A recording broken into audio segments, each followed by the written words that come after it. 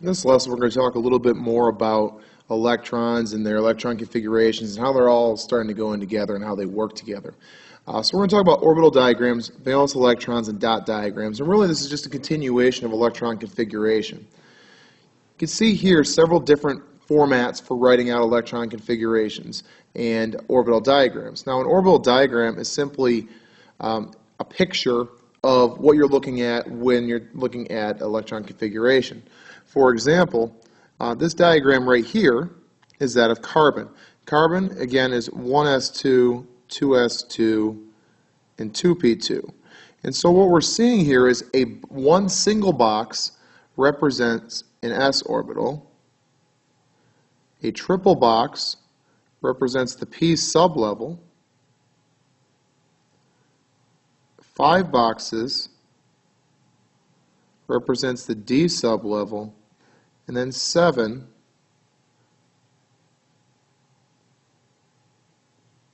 represents the f sublevel. Now, again, this corresponds to the number of electrons that can be housed at that sublevel before moving on. Now, the important thing to take note of here is that we fill up each sublevel before we move on, and that's according to the Aufbau principle. Okay, and then Hund's rule comes into play with orbital diagrams and how those electrons get placed in. We'll talk about that in the next slide. All right, so let's go ahead and re-examine carbon again. Carbon is 1s2, 2s2, 2p2. Okay, according to Aufbau principle, we have to fill the lowest energy level first. According to Pauli's exclusion principle, 2 electrons can fit into each orbital, but they must have opposite spins. We denote that with an up arrow and a down arrow. The next energy level to be filled is the 2s, up, down again according to Pauli. Now, so far we haven't done anything outside the ordinary, but Hund's rule comes into play when we hit our first p sublevel.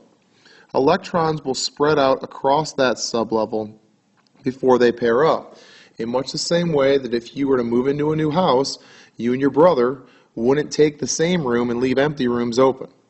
Okay, so that's the idea behind orbital diagramming. The next electron, so we move on to the next element, say 2p3, would go into this box right here.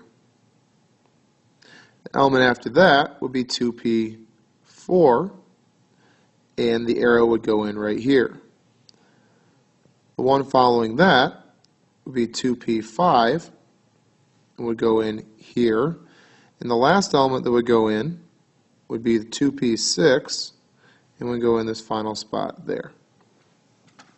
Just a little bit about how orbital diagramming takes place. The next thing overall that would work out is that you would go back to a 3s according to Aufbau, and that would be the next thing that would fill up. Now, orbital diagrams can be represented linearly, or they can be represented using an energy chart. It's much easier to write them linearly, but the same concept applies. Say, for example, we were talking about sodium. Sodium has 11 electrons. The first 2 would go up and down in here, completely fill this sublevel before moving on. The next 2 would fill here. So now we've used 4, and we have our 7 remaining. The order would look like this through the P. And finally, we have one more to place, and we place it at the 3s.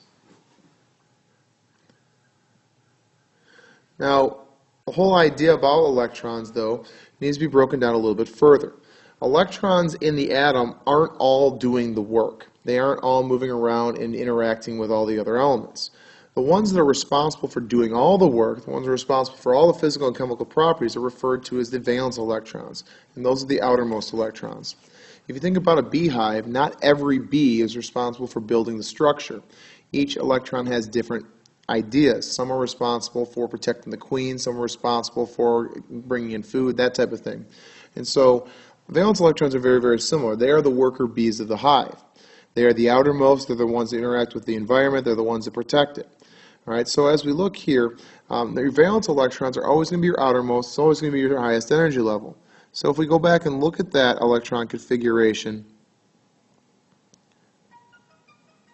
for sodium, your valence electrons are going to fill your outer energy level, or your highest energy level.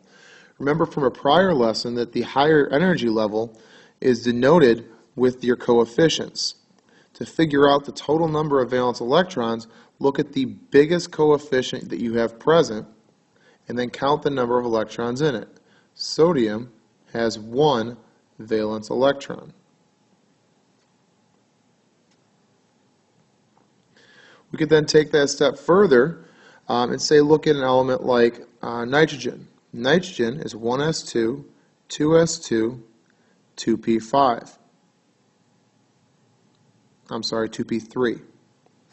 Okay, well in this case here, the biggest coefficient is the number 2. It appears here. It also appears here. If you add up the total number of electrons in those two sublevels, you get 5 total electrons in the level. All right, so in the second energy level, there are 5 total outside electrons. Now what we can do with those valence electrons is we can actually write something called a dot structure. And a dot structure is just representative of the valence electrons. The maximum number of valence electrons is 8. And there are 4 sides to our figure. Again, we're going to follow Hund's rule, and we're going to place those valence electrons as dots around nitrogen. I'm not terribly concerned with you placing them in any one particular spot, but it is important to note that they will all take their own side before they pair up, with a maximum of 2, according to Pauli, per side.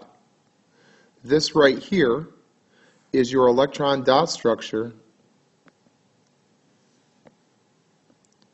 for nitrogen. For the most part, and I say for the most part because there are always exceptions, the representative elements, meaning the ones in groups 1A and 2A, and then groups 3A through 8A, that's groups 13 through 18 on the periodic table in our room, will have the same number of valence electrons as their group number. That's all we have for this lesson.